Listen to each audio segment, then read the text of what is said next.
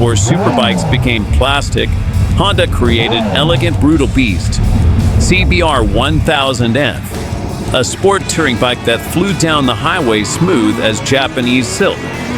Powerful, comfortable, ahead of its time, forgotten queen of 90s. Today, we relive the story of a bike still putting up a fight.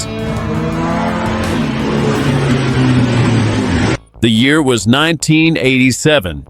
The Berlin Wall was still standing. The Walkman ruled your pocket.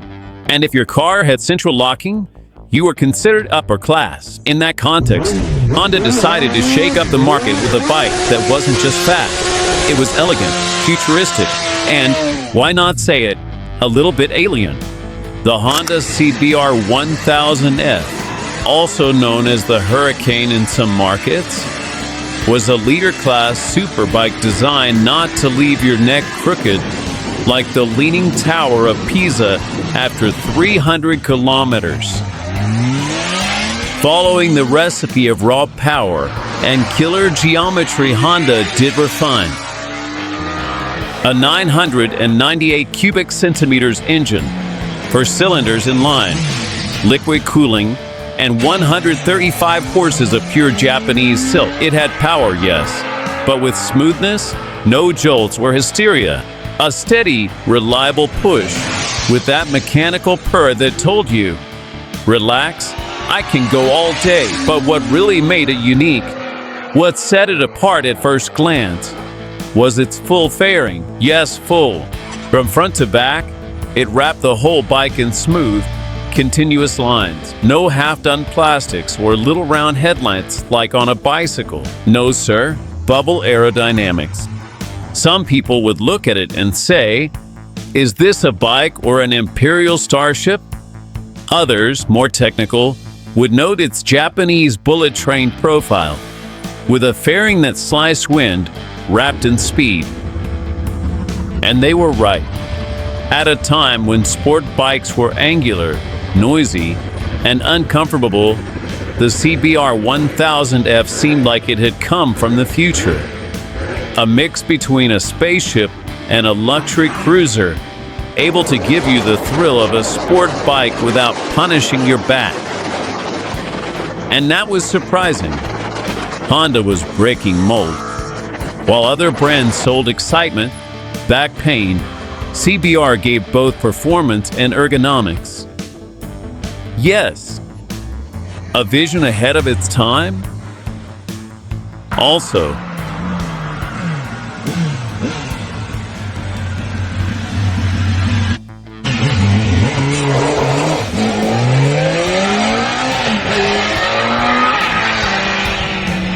the CBR1000F wasn't a pretty face. Under that fairing, Japanese precision engineering, top speed, 260 kilometers per hour. In the 80s, teleportation. You got on and vanished from the map.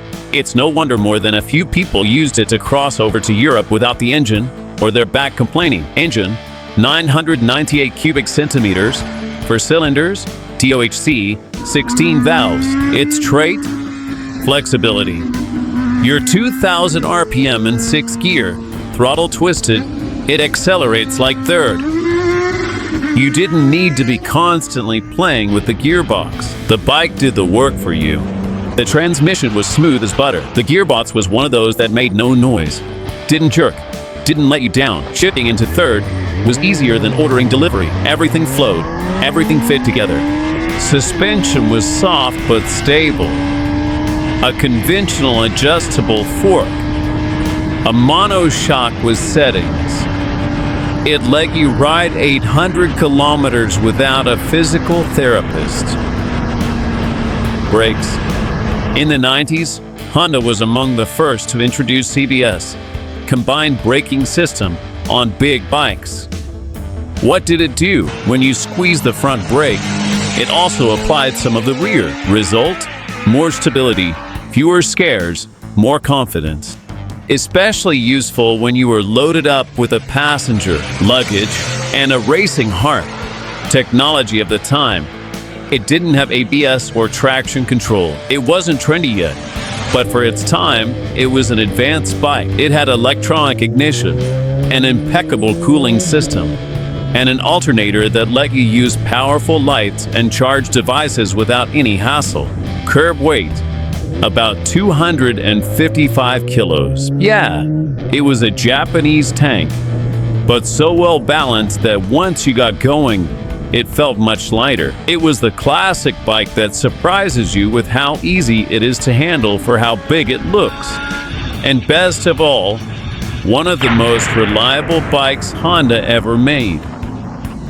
It didn't break down, didn't overheat, didn't leak oil. It could give you years on the road with just a bit of oil and care. But the CBR1000 wasn't alone. It had some rivals. Kawasaki had just shaken the world with the GPZ 900R. And in 1988, they raised the stakes. Enter ZX-10, a bike with a bomber jet's name and the attitude of an intercontinental missile. Angular fairing, suspension hard as a ninja's slack. It was faster on the straight, but less friendly in corners. In the city, it would roast your legs. On long trips, it left your back feeling like origami.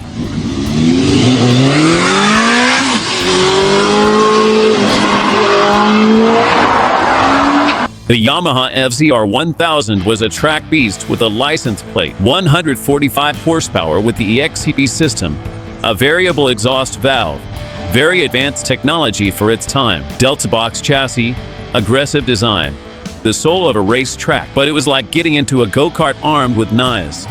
Fine if you knew what you were doing, dangerous if you didn't.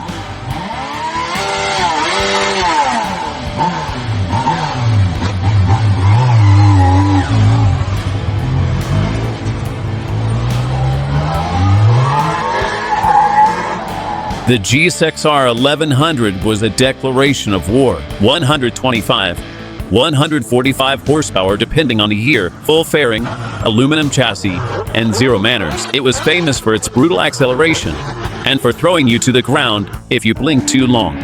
On the highway, it could perform really well, but it demanded respect. In the city, it was a clumsy beast. It was a superbike for riders with a delicate touch and the courage of a samurai. And what about the CBR1000F? Well, the CBR didn't come to fight with cheap shots or ridiculous wings. She showed up in a tuxedo, wine glass in hand, and told you, we can go fast, but with class. 135 horsepower. Full fairing with smooth lines like an Italian car. Silky transmission. Comfortable suspension. Ergonomics designed for humans, not acrobats. On the track, it wasn't the most agile, no. But on long highways, on 500-kilometer trips with a passenger, luggage, and crosswinds, the CBR would glide past them while you had Phil Collins playing in your head. It was the bike for the person who didn't need to prove anything. The one who knew true speed doesn't shout, it whispers. While others were explosions, fireworks, and drama, the CBR1000F was a symphony. Unjust oblivion or punishment for those ahead of their time. The CBR1000F was not a fleeting motorcycle. It was manufactured from 1987 to 1999. 12 years of production. That, in the world of superbikes, is like living 2.5 lifetimes. But despite that endurance, its end was quiet. Like an actor who never won an Oscar, but without whom there would be no movie. In the early 90s, it was shining. But in 1992, Honda drove a dagger through its heart, unintentionally. The CBR 900RR Fireblade .185 kilos dry. Aggressive geometry, lighter than Mini 600, a beast designed for the racetrack and for young people in neon tights and gelled hair. CBR 1000F became the older sister in comfy shoes, made you coffee with milk and cookies, while the Fireblade went out to pop wheelies. What was the underlying problem? The CBR1000F was ahead of its time. It was fast, comfortable, stable, with good aerodynamic protection. A perfect bridge between sporty and touring. But the market didn't know what to do. People wanted things extreme, touring or sport. And the 1000F, on the other hand, was what we now call sport touring. But in the 90s, that concept didn't exist as a clear category, so many people didn't get it. It was like a chilled red wine. Good, but people didn't expect it. It was spectacular. Purists would say, it's not truly sporty. It's too bulky. Touring riders would say, it's not a touring bike. It's missing a tall windshield and saddlebags. And meanwhile, the CBR1000F kept taking people from city to city without any back pain and at 250 kilometers per hour. It was like that uncle who wasn't an astronaut, or a millionaire, or a rock star, but who took you on trips, told you stories, and taught you more about life than any influencer ever could. Why did it disappear?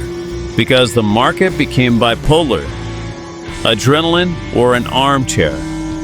People forgot that traveling fast and comfortably was an achievement. Because Honda went all in on the Fireblade and Blackbird, leaving the 1000F in identity limbo. Its spirit lives on in every modern sport touring bike, in every traveler seeking power and comfort, and in every nostalgic soul who sees it as a real bike with character.